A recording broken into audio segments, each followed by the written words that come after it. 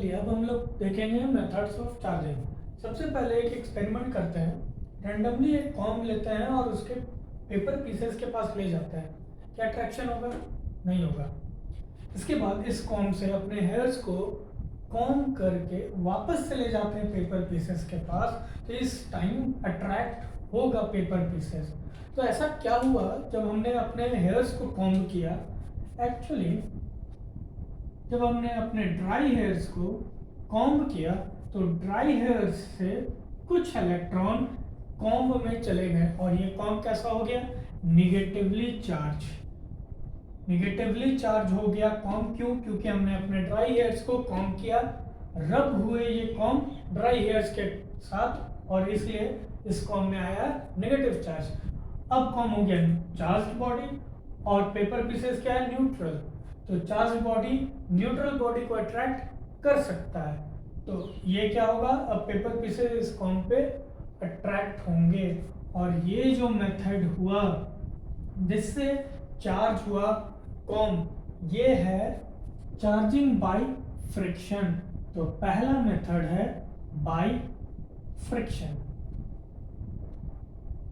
First method देख लेते हैं बाय फ्रिक्शन। इसके बाद हम लोग एक स्टेटमेंट लिख लेते हैं जो हमारे एग्जाम में, रिटन एग्जाम में काम आएगा। That experimentally it was found that when a glass rod is rubbed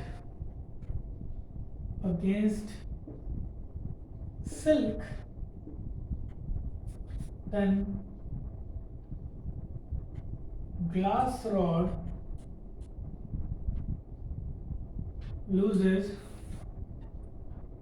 some of its electron to silk and becomes positively charged, and silk becomes negatively charged। ये हम लोग को पता है कि जो बॉडी इलेक्ट्रॉन लूज करेगा वो पॉजिटिव चार्ज होगा और जो बॉडी इलेक्ट्रॉन गेन करेगा वो क्या बन जाएगा? निगेटिव चार्ज बन जाएगा। तो पहला जो एग्जांपल हमने लिया पॉजिटिव चार्ज और निगेटिव चार्ज। पॉजिटिव चार्ज आया ग्लास रॉड, हमने लिखा ग्लास रॉड और सिल्क। और सबसे पहले हमने डिस्कस किया था यहाँ ड्राई हेयर, कॉम्ब और एग्जाम्पल सोचते हैं तो कैट फर, इबोनाइट रॉड। कुछ एग्जाम्पल लिख ले रहे हैं ताकि वुलन क्लॉथ, रबर, प्लास्टिक। कुछ एग्जाम्पल्स याद रहने चाहिए, एक से ज्यादा एग्जाम्पल पता होना चाहिए, इसलिए ये 4 एग्जाम्पल्स। अब क्वेश्चन ये होता है कि ग्लास रॉड क्यों लूज किया इलेक्ट्रॉन? यहाँ ड्राई हेयर ही क्यों लूज किया? कॉम्ब भी तो लूज कर सकता था इलेक्ट्रॉन, ड्राई हेयर ही क्यों लूज किया? सबसे पहले इस पूरी चीज को आप लिख लीजिए।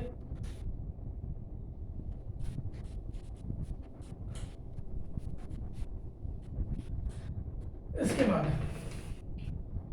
एक नोट में लिखिए ड्यूरिंग चार्जिंग बाय रबिंग और friction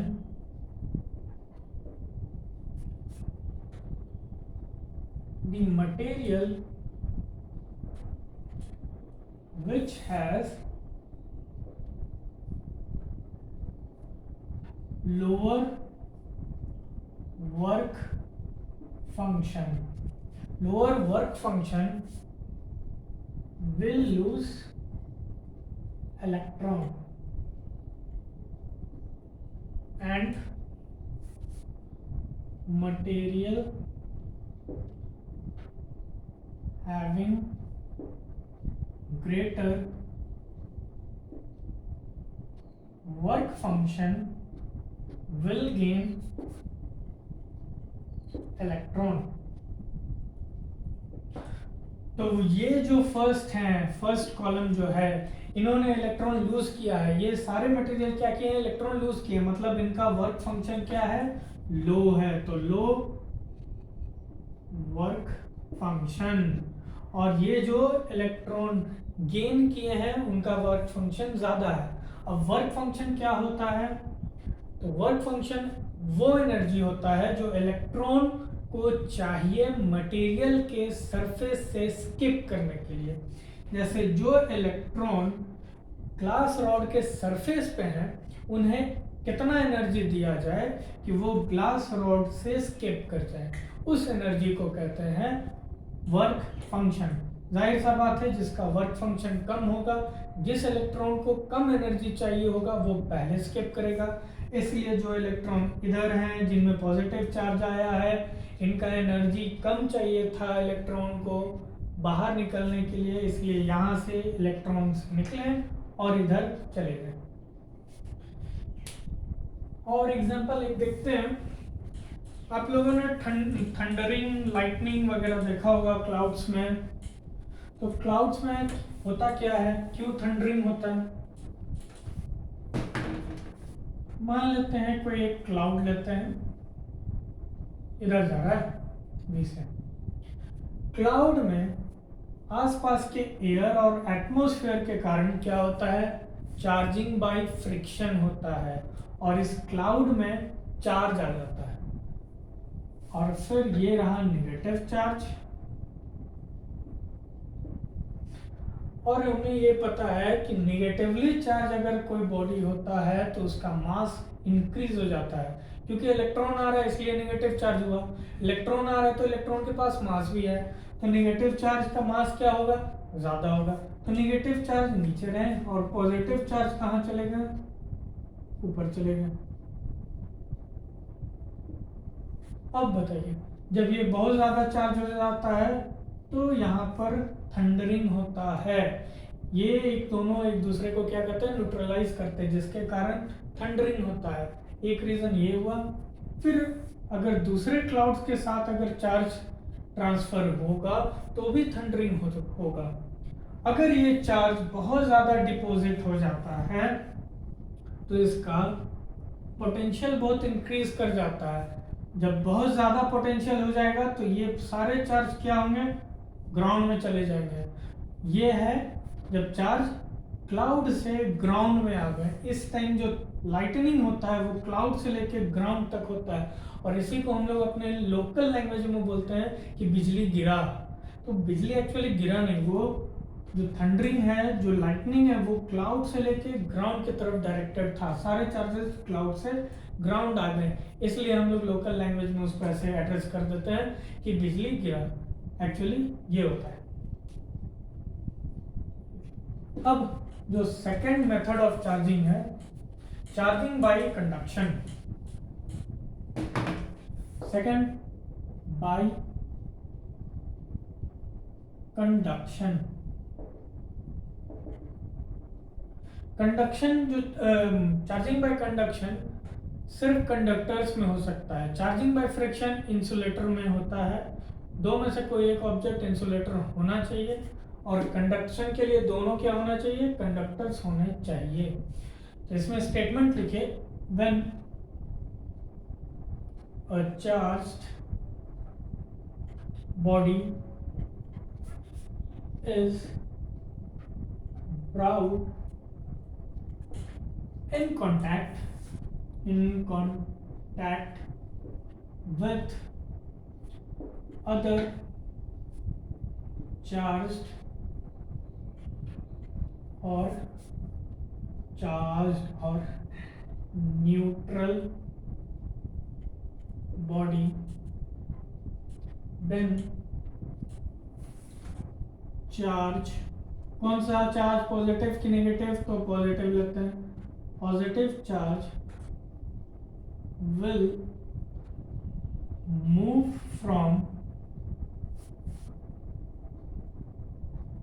higher potential to lower potential until their potential becomes same। ये क्या कहता है कि किसी भी चार्ज बॉडी से जो चार्ज है वो ट्रांसफर हो सकता है किसी न्यूट्रल बॉडी या दूसरे चार्ज बॉडी से। तो ये चार्ज मूव किधर से किधर करता है? तो हायर पोटेंशियल से लोअर पोटेंशियल की तरफ। जिस बॉडी का पोटेंशियल ज़्यादा है वहाँ से पॉजिटिव चार्ज निकलेगा और नेगेटिव और लोअर पोटेंशियल की तरफ चला जाएगा। और कुछ स्टेप्स है जो याद रखना है न्यूमेरिकल अप्रोच के लिए। स्टेप वन में जब न्यूमेरिकल आएगा इसके बेसिस, तो सबसे पहले हम लोग को याद रखना है कि कैलकुलेट करेंगे नेट चार्ज। न्यूमेरिकल अप्रोच में सबसे फर्स्ट जो स्टेप करेंगे हम लोग नेट चार्ज कैलकुलेट करेंगे, और उसके बाद give charge with respect to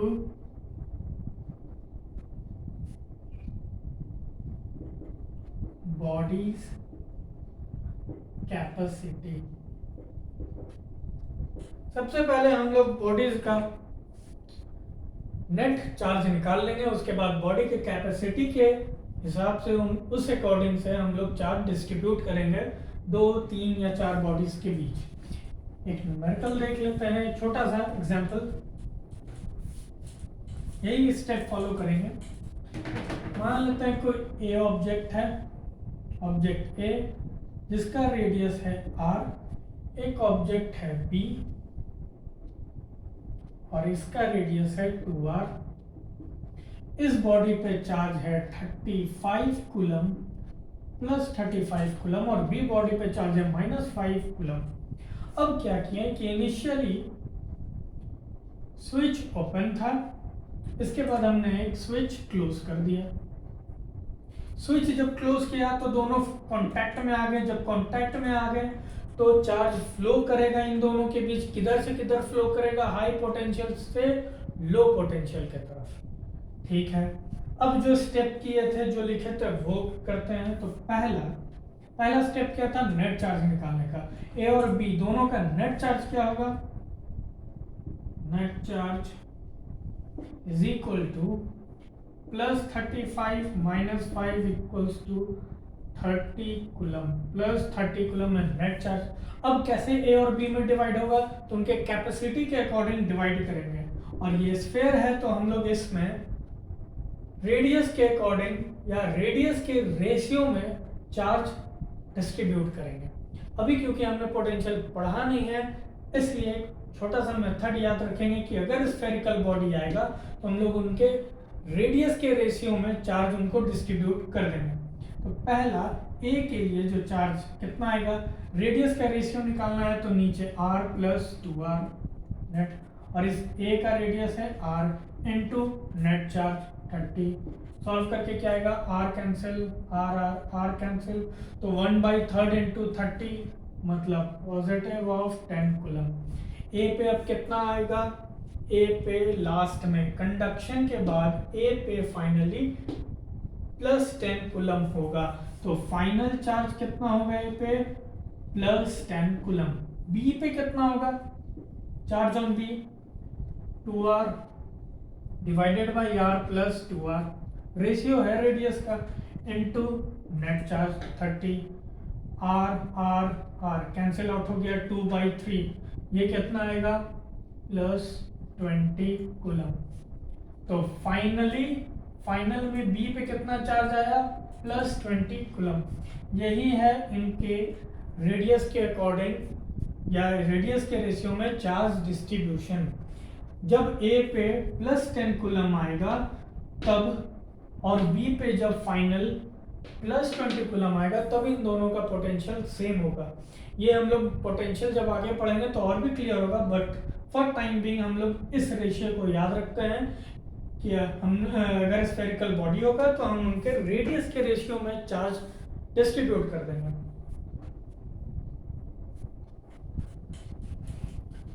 अब जो थर्ड है,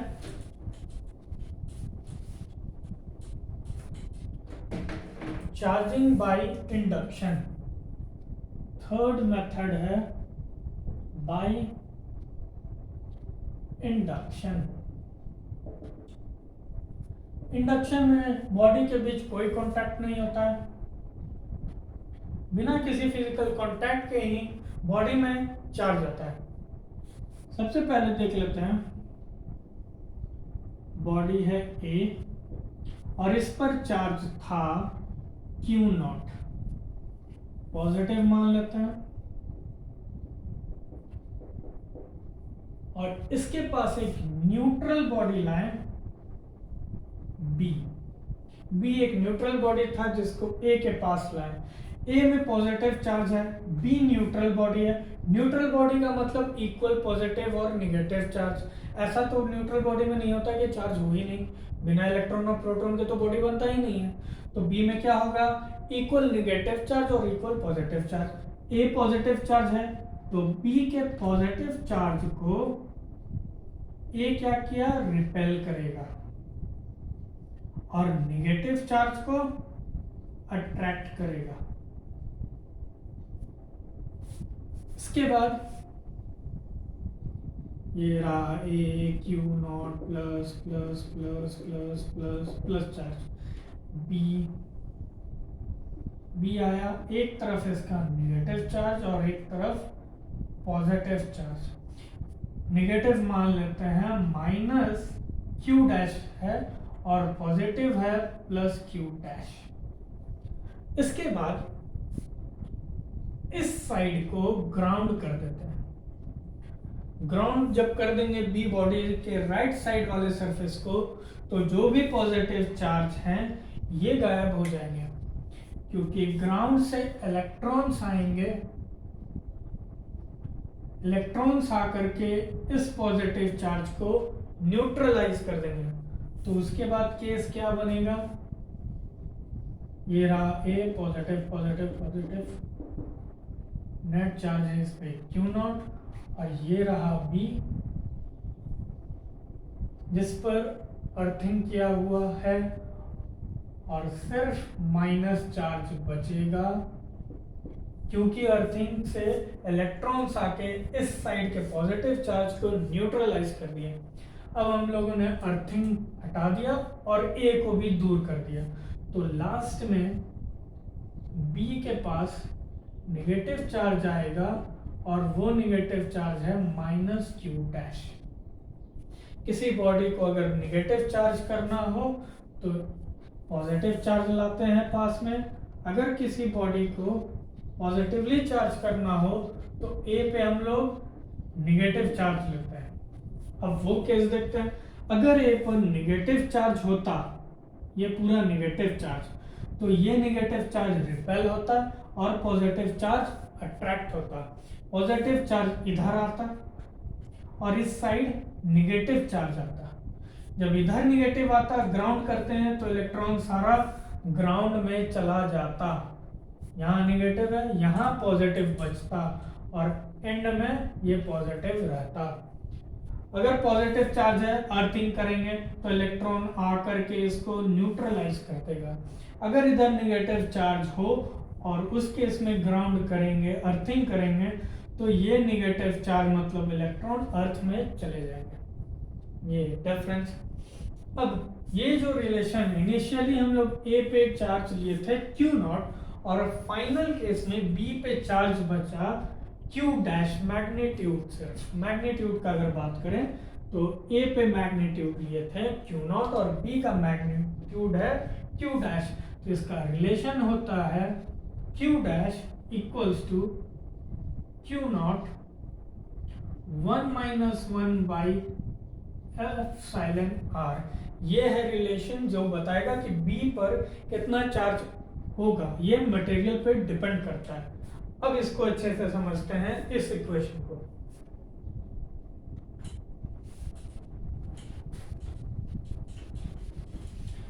फिर से लिख लेते हैं इस इक्वेशन को। Q डैश जो फाइनली आया बॉडी पे वो है इंड्यूस्ड चार्ज, इसको हम लोग बोलेंगे इंड्यूस्ड चार्ज जो फाइनली बी पर अपीयर हुआ। और Q नॉट है इंड्यूसिव चार्ज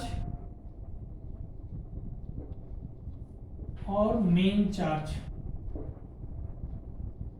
अब इंड्यूस्ड चार्ज और मेन चार्ज के बीच का रिलेशन यही इक्वेशन है। Q dash is equals to Q not 1 minus 1 by epsilon R. अब ये एप्सिलॉन आर क्या है? इस एप्सिलॉन आर को हम तीन चीज से रिप्रेजेंट करते हैं। पहला है डाई इलेक्ट्रिक कांस्टेंट, इसको डाई इलेक्ट्रिक कांस्टेंट भी बोलते हैं, और रिलेटिव परमिटिविटी या स्पेसिफिक इंडक्टिव कैपेसिटेंस। ER का तीन नाम डाइलेक्ट्रिक कांस्टेंट, रिलेटिव परमिटिविटी और स्पेसिफिक इंडक्टिव कैपेसिटेंस। तीन जगह इनको ER को यूज भी करेंगे। अब देखा जाए तो किसी भी मटेरियल पे इंड्यूस्ड चार्ज किस पर डिपेंड कर रहा है? ER पर। तो ER का वैल्यू वैक्यूम के लिए होता है 1, ER का वैल्यू एयर के लिए 1.005 और इसको इक्वली 1 ही मान लेते हैं। और ER का वैल्यू वाटर में 81 होता है और ER मेटल्स के लिए इन्फिनिटी। सारे मेटल्स के लिए नहीं है, जितने भी स्टैंडर्ड मेटल्स है जो हम लोग को यूज हैं उनके लिए हम लोग इन्फिनिटी लेंगे। अब ये जो इंड्यूस होगा किसी भी मटेरियल पे चार्ज इंडक्शन के कारण, वो डिपेंड कर रहा है ER पे। कुछ स्टैंडर्ड ER वैल्यू ले लिए हैं, वैक्यूम, एयर, वाटर, मेटल। अब देखते हैं क्या होगा अगर ER का वैल्यू 1 हो, ER का वैल्यू 1 हो तो Q डैश कितना होगा? 0। मतलब B वाले ऑब्जेक्ट के पास, B ऑब्जेक्ट को अगर हम वैक्यूम मान लें, B क्या है? वैक्यूम ले लें, तो कोई चार्ज इंड्यूस नहीं होगा। अगर किसी चार्ज बॉडी को ऐसे ही वैक्यूम में ले जाके घुमाते रहे तो वैक्यूम या उस रूम में चार्ज फ्लो नहीं करेंगे, उस बॉडी में ही रहेंगे। अगर मान लेते हैं ER का वैल्यू 2 है तो Q डैश कितना हो जाएगा? Q not by 2। अगर वाटर में इस चीज को देखें तो वाटर में क्या हो जाएगा? ER का वैल्यू 81 तो Q डैश कितना होगा?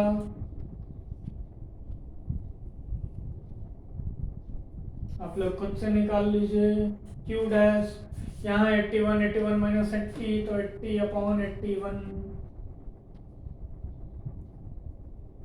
अब अगर ER का वैल्यू इन्फिनिटी है तो Q डैश क्या हो जाएगा? Q not. ये है कुछ स्टैंडर्ड रिजल्ट, लिख लिए। अब देखते हैं ER का जो वैल्यू है, क्या ER का वैल्यू 1 से लेके इन्फिनिटी तक लाई कर रहा है? तो ER is greater than equals to 1, smaller than equals to infinity. जब ER का वैल्यू 1 से लेके इन्फिनिटी तक है, 1 में Q डैश क्या है? 0। इन्फिनिटी पे क्या है? Q dash Q not. मतलब Q डैश का रेंज क्या होगा? Q डैश कितना हो सकता है? तो ये हमेशा less than equals to Q not होगा। Q डैश जो है कभी भी Q नॉट से ऊपर नहीं जाएगा, वो ज्यादा नहीं होगा। मतलब जो इंड्यूस्ड चार्ज है, जो बी ऑब्जेक्ट पे चार्ज आया, इंड्यूस्ड हुआ, वो कभी भी ए बॉडी के चार्ज से ज़्यादा हो नहीं सकता। तो ये चीज़ हम लोग एक चीज़ नोट में लिखेंगे, दैट इंड्यूस्ड चार्ज